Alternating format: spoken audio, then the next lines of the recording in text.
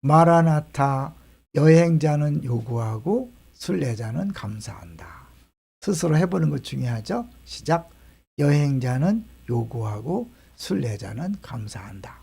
오늘 제목을요, 밭의 비유가 아니라 씨 뿌리는 자의 비유다.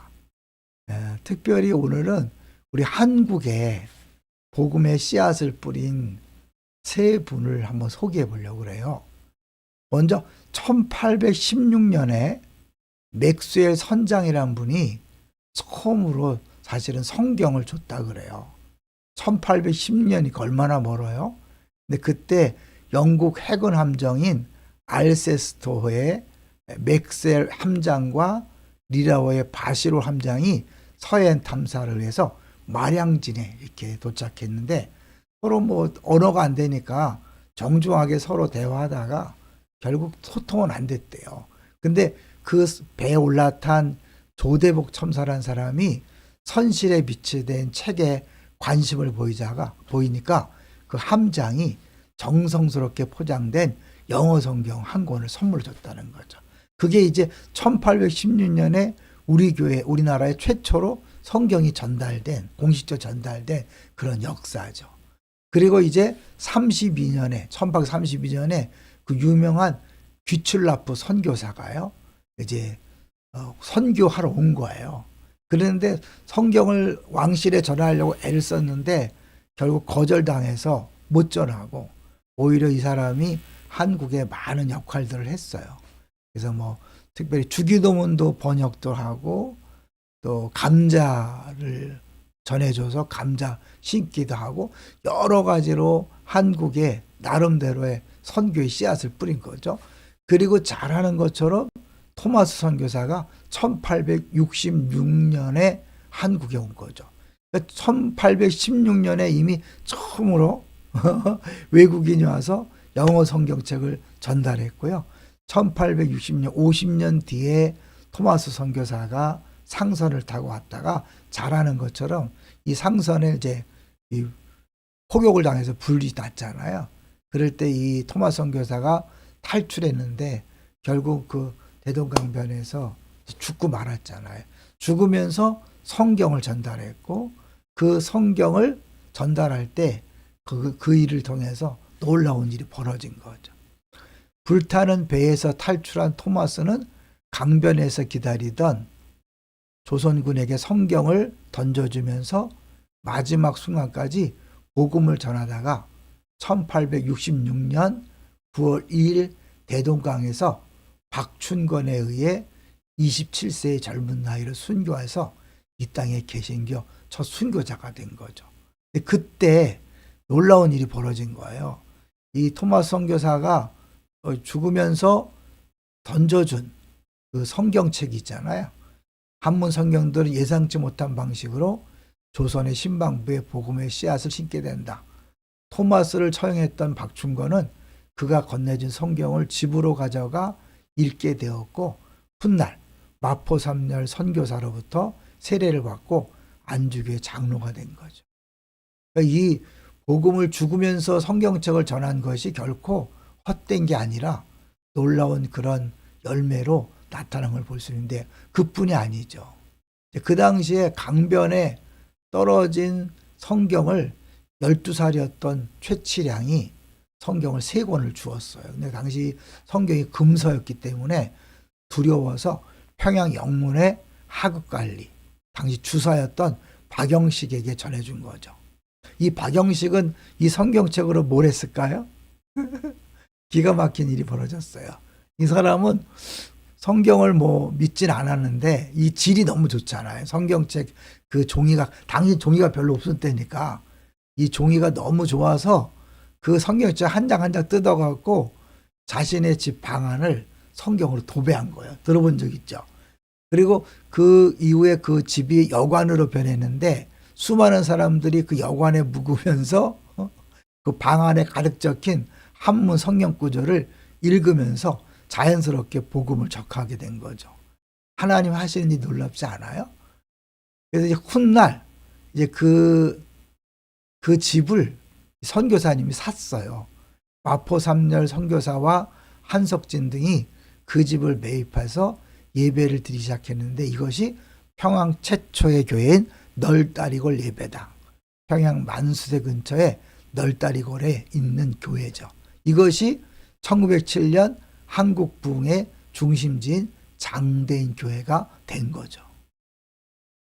그냥 어떻게 보면 아무것도 못하고 죽은 것 같았는데 그때 전해준 성경이 결국은 한국의 놀라운 부흥을 이룬 거죠.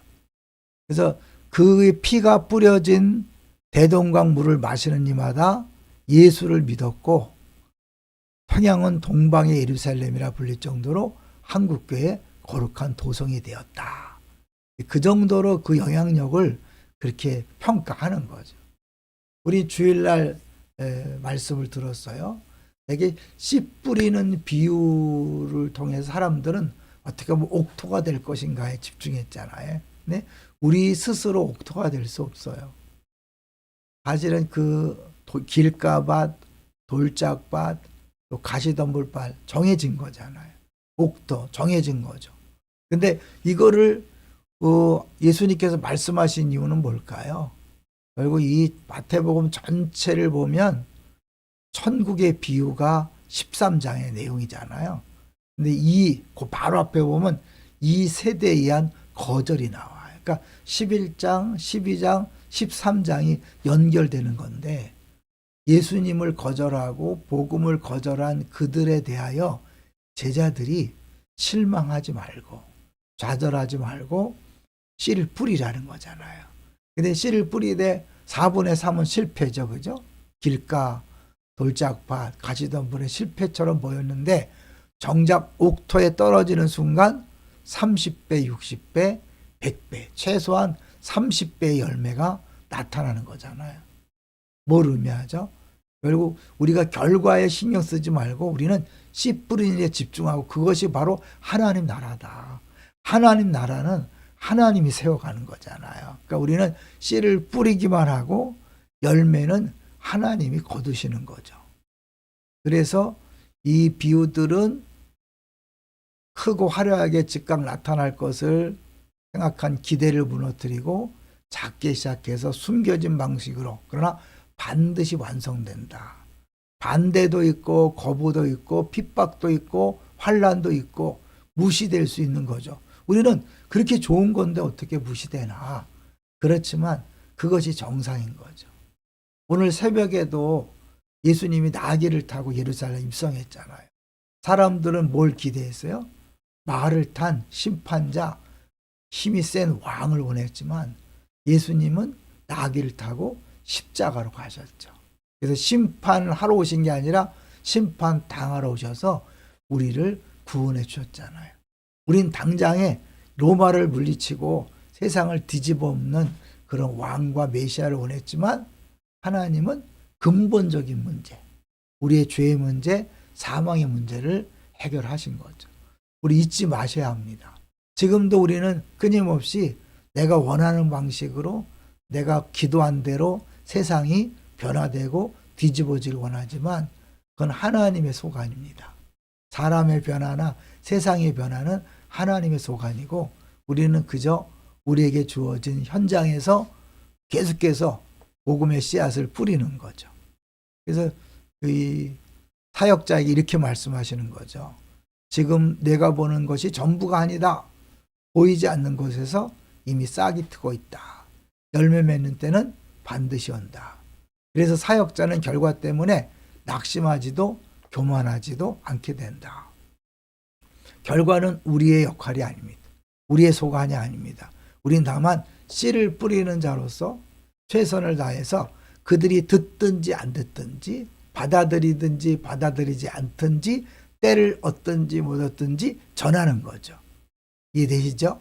그래서 우리들이 할 일은 결과를 책임지는 자가 아니라 충성을 기뻐하시는 하나님 앞에 서 있는 은혜 입은 종이다. 우리가 복음을 통해 구원받았기 때문에 그냥 그 구원의 소식을 전하는 거죠. 처음에 말씀드린 것처럼 우리 한국에 그분들이 어떻게 하든지 복음을 전하려고 애썼던, 그죠? 애썼던 사람들이 있었잖아요. 저도 이번에 이제 준비하면서 알았는데 이 1816년에 처음으로 영어 성경책이 전달되었고, 그 다음에 그 뒤에 16년 뒤엔 귀출남 선교사라고 유명한 선교사가 이제 비록 복음은 제대로 못 전했지만 한국을 사랑해서 어떻게 하든지 최선을 다해 삶으로 보여줬고요. 토마스 선교사는 전하지 못했지만 성경책을 전해줌으로 알미암아 한국에 놀라운 부흥 역사가 있었던 거죠.